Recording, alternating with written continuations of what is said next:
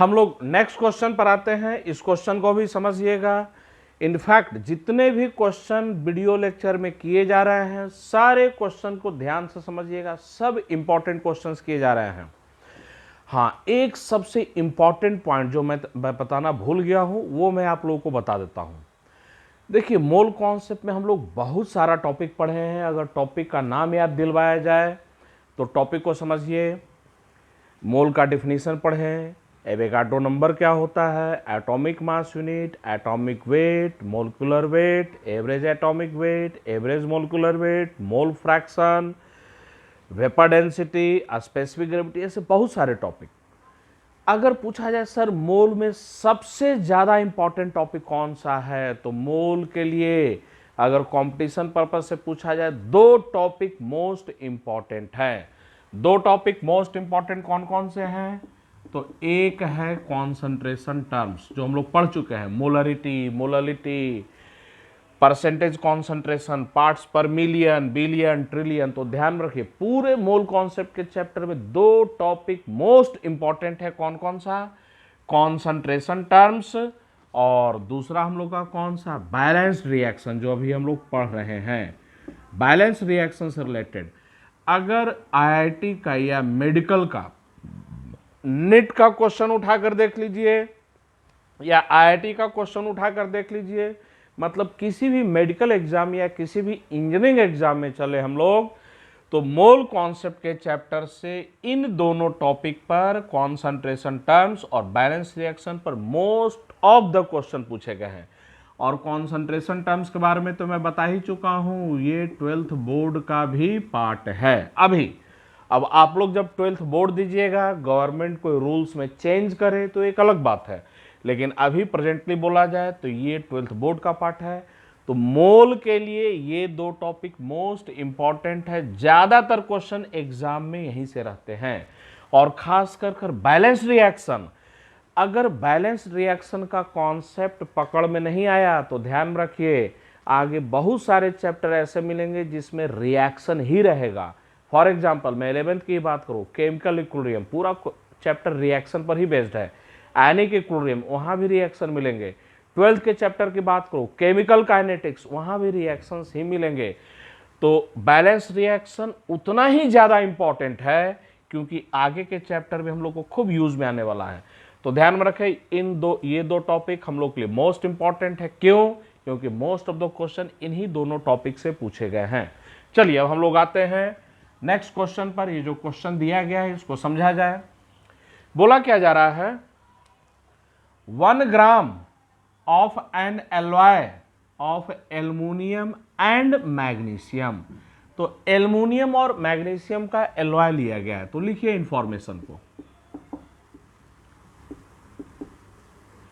Alloy किसका लिया गया है? Aluminium plus magnesium. कितना ग्राम मिलकर है? 1 ग्राम है। तो 1 ग्राम है तो मैं ऐसे कर देता हूं, बोले कि ये मैग्नीशियम डब्लू ग्राम, तो एल्युमिनियम कितना हम लोग का? 1 माइनस डब्लू ग्राम। चलिए मिलकर कितना ग्राम हो गया? 1 ग्राम हो गया। अब आगे इंफॉर्मेशन पर आते हैं। तो 1 gram of N alloy of aluminium and magnesium when heated with access of dilute HCl। तो जब इसको एक्सेस ऑफ डाइल्यूट HCl के साथ हीट कर रहा है तो क्या फॉर्म कर रहा है? तो forms magnesium chloride, aluminium chloride and hydrogen. तो रिएक्शन को लिखिए, एल्युमिनियम HCl के साथ हीट करेंगे तो क्वेश्चन में क्या बोला? एल्युमिनियम क्लोराइड और हाइड्रोजन बना है। वैसे ही दूसरा रिएक्शन लिखिए, मैग्नीशियम HCl के साथ हीट करेंगे, क्या क्वेश्चन में बोला है? मैग्नीशियम क्लोराइड और हाइड्रोजन। ये इंफॉर्मेशन दिया। तो अब इधर क्वेश्चन पढ़ने की जरूरत नहीं, इधर से समझिए क्वेश्चन को। एल्युमिनियम और मैग्नीशियम का एलॉय ले लिया गया, कितने ग्राम का? 1 ग्राम का। इस 1 ग्राम के एलॉय को HCl एक्सेस में था, एक्सेस में मतलब HCl बच जाएगा, एल्युमिनियम और मैग्नीशियम पूरे रिएक्ट कर जाएंगे। तो क्या क्या बनता है? तो एल्युमिनियम क्लोराइड, मैग्नीशियम क्लोराइड और हाइड्रोजन। अब आगे क्वेश्चन में क्या बोल रहा है? द इवोल्व्ड हाइड्रोजन जो हाइड्रोजन बना, जो यहाँ से निकला है, तो हाइड्रोजन यहाँ से भी निकला और यहाँ से भी निकला, तो जो हाइड्रोजन दोनों जगह से मिलाकर जो निकला है has a volume of 1.12 litre. उस हाइड्रोजन का वॉल्यूम कितना है? 1.12 litre at 0 degree Celsius and 1 atm pressure. Calculate the composition of LOI। तो ध्यान दीजिए डाटा पर, हाइड्रोजन यहाँ और यहाँ से जो बनकर निकला, इवॉल्व हुआ, उसका वॉल्यूम याद रखिएगा 1.12 लीटर, 0 डिग्री सेल्सियस और 1 atm पर। हमें LOI का क्या निकालना है? कंपोजिशन निकालना है। तो आप लोग सिर्फ क्वेश्चन उतारिए, इधर का पार्ट बिल्कुल मत उतारिएगा, इसमें थोड़ा बहुत मैं स्लाइड चेंजेस भी करूंगा, आप लोग सिर्फ क्वेश्चन उतारिए।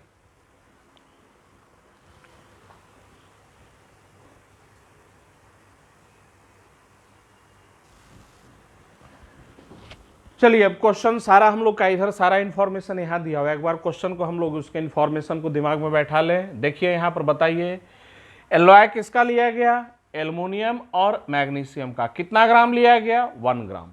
क्या किए? तो इस LOI को एक्सेस ऑफ HCl के साथ रिएक्ट करवा दिए हैं। क्या क्या बना? एल्युमिनियम क्लोराइड, मैग्नीशियम क्लोराइड और हाइड्रोजन दोनों जगह से मिलाकर। ये जो हाइड्रोजन दोनों जगह से मिलाकर जो निकला है, उसका वॉल्यूम कितना बताया क्वेश्चन में? 1.12 लीटर, 0 डिग्री सेल्सियस और 1 atm पर। हमें क्या निकालना है? तो परसेंटेज कंपोजिशन की इस LOI में एल्युमिनियम कितना परसेंट और मैग्नीशियम कितना परसेंट, 1 by 1 कर कराते हैं। चलिए 1 by 1 मैग्नीशियम का रिएक्शन हम लोग बाद में लिखेंगे जब जरूरत पड़ेगा तब। पहले रिएक्शन को क्या कर लिया जाए? बैलेंस कर लिया जाए। तो रिएक्शन को हम लोग बैलेंस करें तो ये हम लोग का 3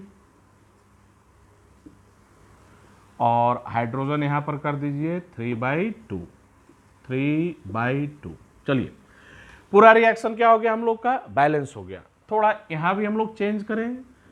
कहिएगा सर इसको चेंज क्यों कर रहे हैं? तो कैलकुलेशन को इजी बनाने के लिए हम लोग एल्युमिनियम को W ग्राम मान लेते हैं, तो मैग्नीशियम 1 - W ग्राम हो जाएगा। चलिए T = 0 पर एल्युमिनियम W ग्राम, एटॉमिक वेट 27, तो कितना हो गया? W/27 मोल हो गया। एंड पर एल्युमिनियम पूरा खत्म, ये हम लोग का एक्सेस में था, याद कीजिए। तो HCl एक्सेस में, ये तो बच जाएगा। एल्युमिनियम पूरा खत्म। अब ध्यान दीजिए, इसका कोफिशिएंट कितना है? 1 एल्युमिनियम का। हमें हाइड्रोजन चाहिए, एल्युमिनियम क्लोराइड निकालकर करेंगे क्या? कोई जरूरत नहीं है एल्युमिनियम क्लोराइड निकालने की। क्यों? क्वेश्चन में इसके बारे में कुछ पूछ ही नहीं रहा है, तो अपना टाइम क्यों बर्बाद करें? हमें सिर्फ हाइड्रोजन चाहिए। तो ध्यान दीजिए, इसका कोफिशिएंट है 3/2 मतलब 1.5, तो हाइड्रोजन का कोफिशिएंट 1.5। कोफिशिएंट को देखकर बोलिए, एल्युमिनियम का 1 मोल रिएक्ट करेगा तो हाइड्रोजन का 1.5 मोल बनेगा। मतलब क्या हुआ? 1 से 1.5 मतलब एल्युमिनियम जितना रिएक्ट करेगा, हाइड्रोजन उसका 1.5 टाइम्स बनेगा। एल्युमिनियम W/27 रिएक्ट कर रहा है, हाइड्रोजन कितना बनेगा? तो W/27 × 1.5 मतलब 3/2 मोल बनेगा। चलिए हाइड्रोजन का इतना मोल बना। अब हम लोग आते हैं मैग्नीशियम पर। Magnesium plus HCl, magnesium chloride plus hydrogen, balance किया जाए, ये 2।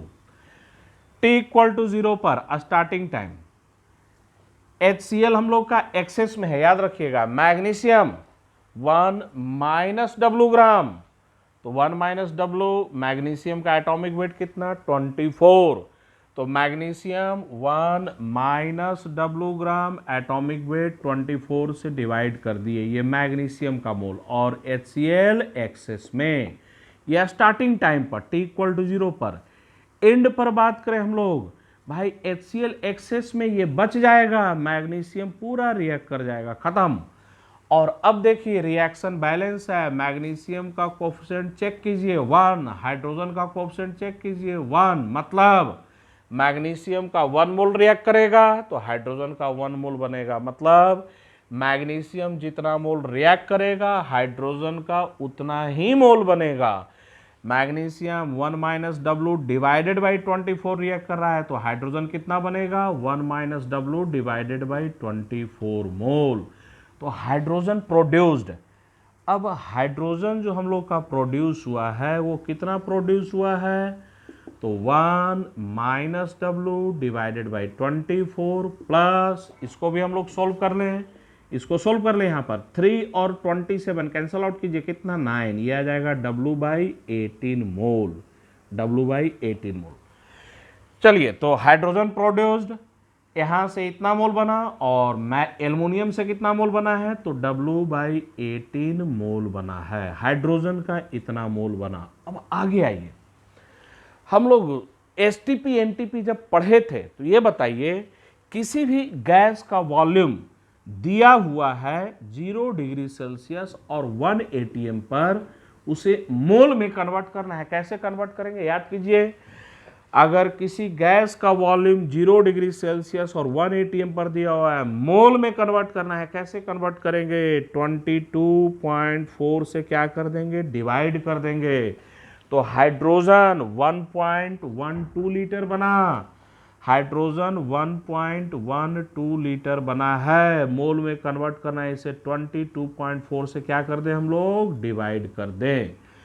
अब इसको सोल्व करेंगे तो यहाँ से क्या निकलेगा हम लोग का, W निकलेगा। तो इसे सोल्व कीजिए, सोल्व करने पर जो W आएगा वो मैं बता रहा हूँ, इसे सोल्व कीजिए आप लोग, और इधर आंसर कर रहे हैं हम लोग।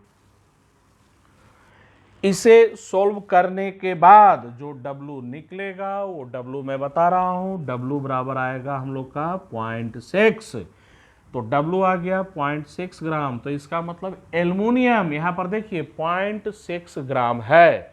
तो परसेंट ऑफ एल्युमिनियम की बात करें, परसेंट ऑफ एल्युमिनियम, तो एल्युमिनियम का मास 0.6 ग्राम। परसेंटेज कैसे निकालेंगे, एल्युमिनियम का परसेंटेज निकालना है, इसके मास को ऊपर में रखेंगे, टोटल मास 1 ग्राम से डिवाइड कर देंगे और 100 से मल्टीप्लाई कर देंगे, तो कितना आ जाएगा 60%। तो ये बताइए, एल्युमिनियम आया 60%, तो इसका मतलब मैग्नीशियम कितना परसेंट, 40%। चलिए उतार लीजिए।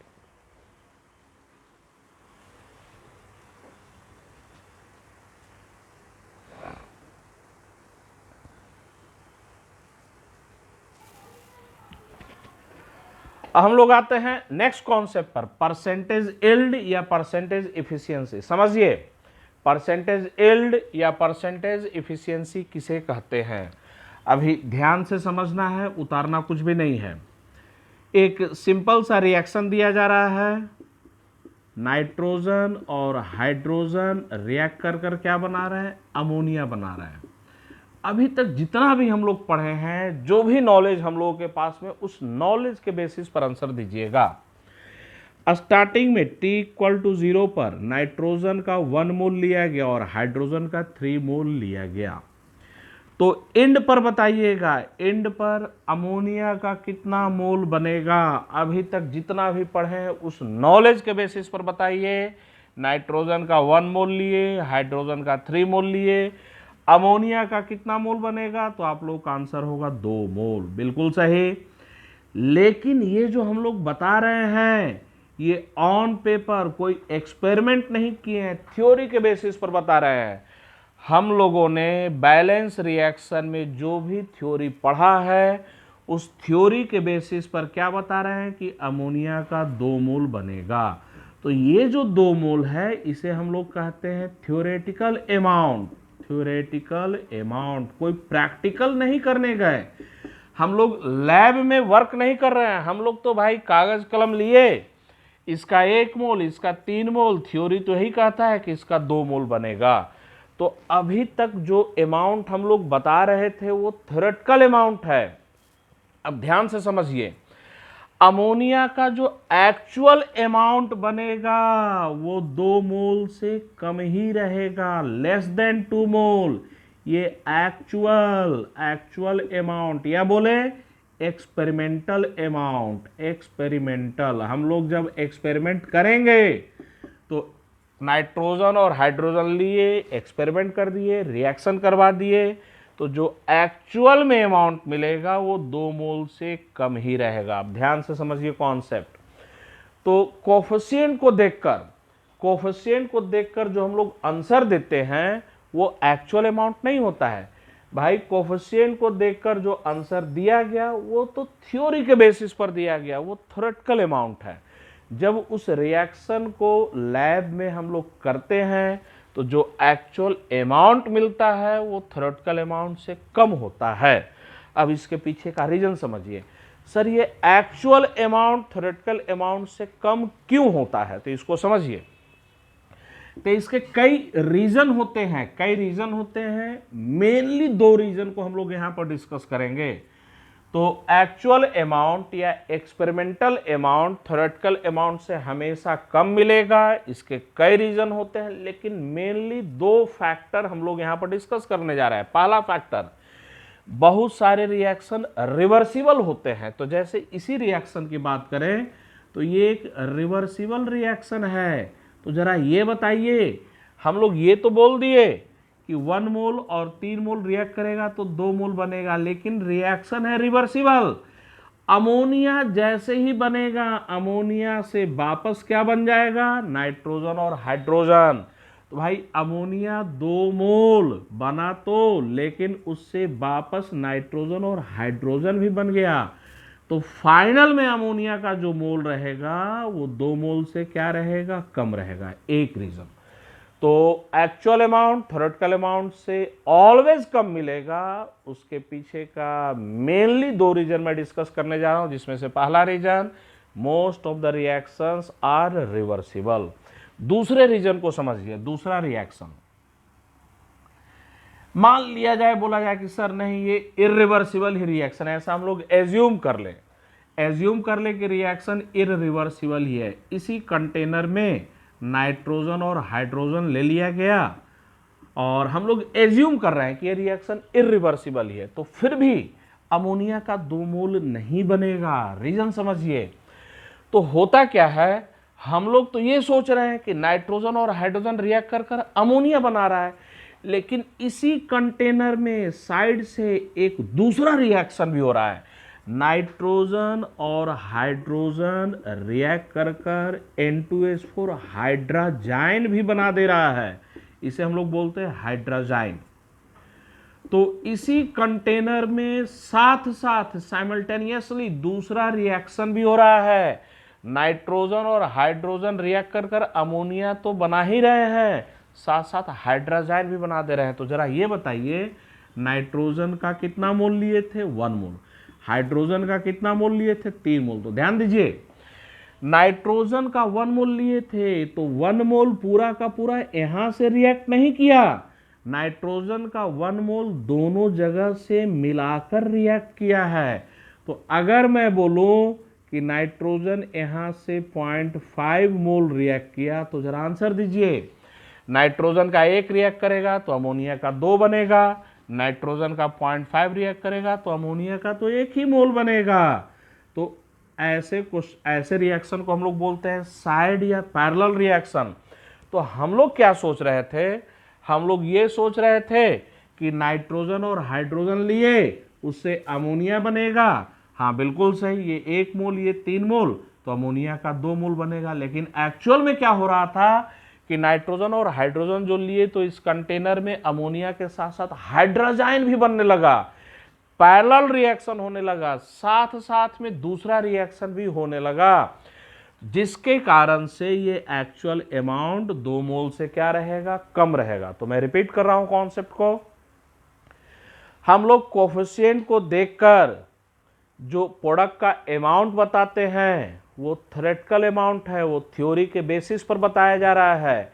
एक्चुअल अमाउंट थ्योरेटिकल अमाउंट से ऑलवेज कम मिलेगा, जिसके बहुत सारे रीजन होते हैं। मेनली 2 रीजन्स कौन कौन से, तो most of the reactions are reversible. दूसरा reason, there may be side और पैरेलल रिएक्शन। तो साइड या पैरेलल रिएक्शन किसको कहते हैं, तो उसी रिएक्टेंट से उस कंटेनर में दूसरा रिएक्शन साथ साथ हो रहा है, साइमल्टेनियसली हो रहा है, वैसे ही रिएक्शन को क्या बोला जाता है, साइड या पैरेलल रिएक्शन। चलिए, अब इतना समझने के बाद बोला जाए सर ये परसेंटेज यील्ड या इफिशियंसी क्या है, तो समझिए t इक्वल टू 0 पर ये 1 मोल लिया गया था, ये 3 मोल लिया गया था। हम लोगों का थ्योरेटिकल अमाउंट कितना, तो ये 2 मोल। तो 2 मोल कैसा अमाउंट है, थ्योरेटिकल अमाउंट। शॉर्ट में मैं लिख रहा हूं थ्योरेटिकल अमाउंट कितना मोल है, 2 मोल। लेकिन जो एक्चुअल अमाउंट बना, एक्चुअल अमाउंट मान लिया जाए मैं बोल देता हूं 1 मोल बना है। तो भाई ये बताइए एक्चुअल अमाउंट 1 मोल बना है तो परसेंटेज यील्ड हम लोग कैसे निकालते हैं, actual amount divided by theoretical amount multiplied by 100। तो यहां पर निकालिए परसेंटेज यील्ड। तो actual amount 1 mole divided by theoretical amount 2 mole into 100 कितना परसेंट आ जाएगा, तो 50% आ जाएगा। तो ध्यान में रखना है एक्चुअल अमाउंट कैसे परसेंटेज यील्ड कैसे निकालेंगे, एक्चुअल अमाउंट को न्यूमरेटर में रखेंगे, उसे थ्योरेटिकल अमाउंट से डिवाइड कर 100 से क्या कर देंगे, मल्टीप्लाई कर देंगे।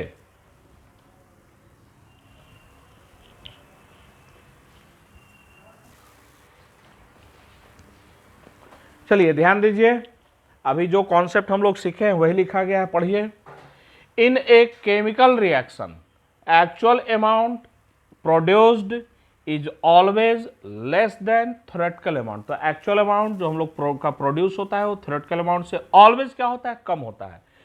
This is mainly due to following reasons. तो मेनली रीजंस बहुत सारे होते हैं, लेकिन जिसमें से 2 रीजंस मेन है। कौन कौन सा, most of reactions, many reactions are reversible.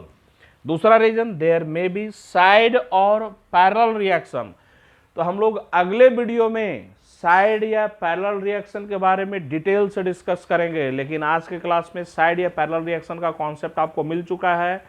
Side या पैरेलल रिएक्शन किसे कहते हैं, तो सेम रिएक्टेंट, उसी रिएक्टेंट से 2 या 2 से ज्यादा रिएक्शन साथ साथ हो रहे हैं। मैं फिर से रिपीट कर रहा हूं, सेम रिएक्टेंट, उसी रिएक्टेंट से 2 या 2 से ज्यादा रिएक्शन साइमल्टेनियसली हो रहे हैं, एक ही टाइम पर हो रहे हैं, उसी को हम लोग क्या बोलते हैं, साइड या पैरेलल रिएक्शन।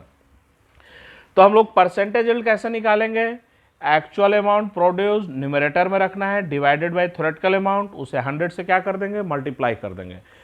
तो आज के वीडियो में इतना ही, अगले क्लास में हम लोग मिलते हैं और परसेंटेज यील्ड, पैरेलल रिएक्शन और भी कुछ नए कॉन्सेप्ट को सीखेंगे और उससे रिलेटेड फिर हम लोग कुछ न्यूमेरिकल प्रॉब्लम्स पर भी आएंगे।